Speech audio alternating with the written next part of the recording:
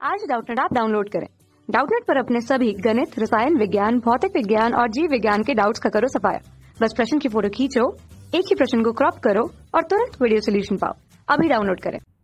Hello students, question बोला गया है हमसे कि आप निम्नलिखित को कैसे प्राप्त करेंगे। ठीक है, हमें डिफरेंट कंडीशंस दी गई है। देखो, पहला हमें दिया गया है कि फेरस सल्फेट से हम फेरिक सल्फेट कैसे प्राप्त करेंगे।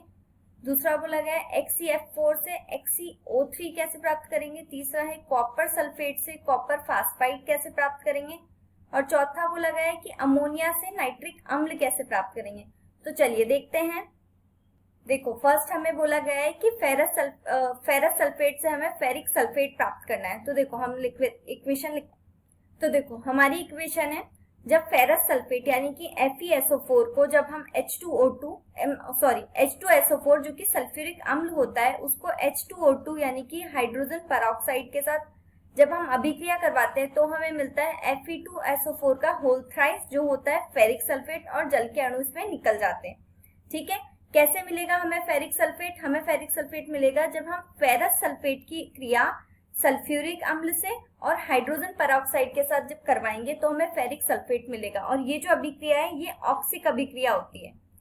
ये ऑक्सिक अभिक्रिया होती है क्योंकि इसमें इलेक्ट्रॉन की क्षति होती है। ठीक है, इलेक्ट्रॉन की क्षति होती है, इसलिए ये अभिक्रिया कहलाती है ऑक्सिक अभिक्रिया। ठीक है, तो फर्स्ट हो गया। सेकंड में हमसे बोला है XeF4 से XeO3 कैसे मिलेगा। ठीक है, तो चलिए देखते हैं इसको। तो देखिए, XeF4 क्या होता है, उसको बोलते हैं जिनॉन टेट्राफ्लोराइड। ठीक है, 4 है तो इसलिए टेट्रा और F है इसलिए फ्लोराइड। ठीक है, और XeO3 क्या होता है, उसको बोलते हैं जिनॉन ट्राइऑक्साइड। तो हमें यही चाहिए था, हमें चाहिए था जिनॉन टेट्राफ्लोराइड से जिनॉन ट्राइऑक्साइड। तो देखो कैसे करेंगे, जब जिनॉन टेट्राफ्लोराइड यानी कि XeF4 के अब जब हम क्रिया करवाएंगे H2O से, है ना, तो H2O में क्या होता है, दो आयन निकलते हैं H+ और OH-। ठीक है, तो जो ये Xe होता है ये तो O से क्रिया कर लेगा, ठीक है, ऑक्सीजन से, और जो ये F4 है वो H से क्रिया कर लेगा। ठीक है, तो यहाँ पे बनेगा XeO3 जो बनेगा जिनॉन ट्राई ऑक्साइड। ये हमें चाहिए था। इसमें अलग से भी और सह-उत्पाद निकलते हैं, वो निकलते हैं HF, Xe और O2। ठीक है, तो हमें मिल गया। हमें यही तो चाहिए था कि जिनॉन टेट्राफ्लोराइड से हमें जिनॉन ट्राई ऑक्साइड कैसे मिलेगा, तो ये हमें मिल गया। ठीक है, अब हम थर्ड देखते हैं। थर्ड है कॉपर सल्फेट से कॉपर फास्फाइड कैसे मिलता है। तो चलिए देखते हैं इसकी रिएक्शन। इसमें क्या होता है, कॉपर सल्फेट को यानी कि CuSO4 जो होता है उसको हम जब सफेद फास्फोरस के साथ क्रिया करवाएंगे तो हमें क्या मिलेगा, तो हमें मिलेगा कॉपर फास्फाइड। देखते हैं इसकी पूरी इक्वेशन।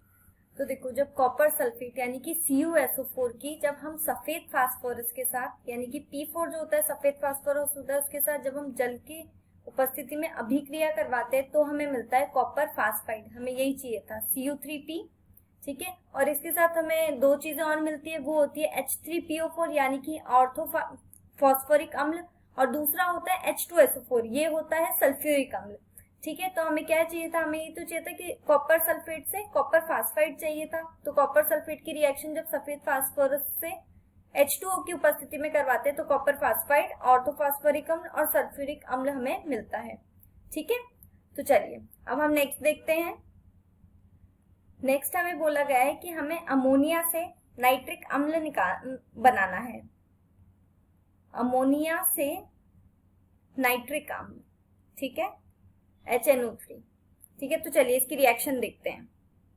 देखो, अब अमोनिया से हमें निकालना था नाइट्रिक अम्ल यानी कि HNO3। अब क्या होता है, अमोनिया से नाइट्रिक अम्ल जो होता है वो डायरेक्ट नहीं निकलता, इसलिए 2-3 स्टेप्स होते हैं। तो देखो, सबसे पहली स्टेप में क्या होगा, अमोनिया यानी कि NH3 की जब हम ऑक्सीजन के साथ अभिक्रिया करवाते हैं प्लेटिनम जाली पर 700 से 800 डिग्री सेल्सियस पर, तब हमें मिलता है नाइट्रस ऑक्साइड यानी कि NO। क्या मिलता है, NO, और इसके साथ जो है जल का अणु वो बाहर निकल जाता है। ठीक है, अब जब जो नाइट्रस ऑक्साइड है उसकी हम रिएक्शन करवाते हैं NO की, किससे, O2 से दोबारा। तो जब हम इसे रिएक्शन करवाएंगे तो हमें मिलेगा नाइट्रोजन डाइऑक्साइड। क्या मिलता है, नाइट्रोजन डाइऑक्साइड। और जब ये नाइट्रोजन डाइऑक्साइड जब हमें मिलता है तो इसकी हम दोबारा रिएक्शन करवाते हैं H2O से। ये NO2 जो है ये है नाइट्रोजन डाइऑक्साइड। ठीक है।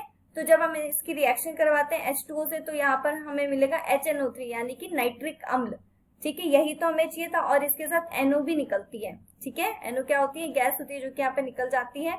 और NO2 जो HNO3 जो है नाइट्रिक अम्ल, ये हमें मिल जाता है। ठीक है, तो आई होप आपको समझ आया होगा। Thank you.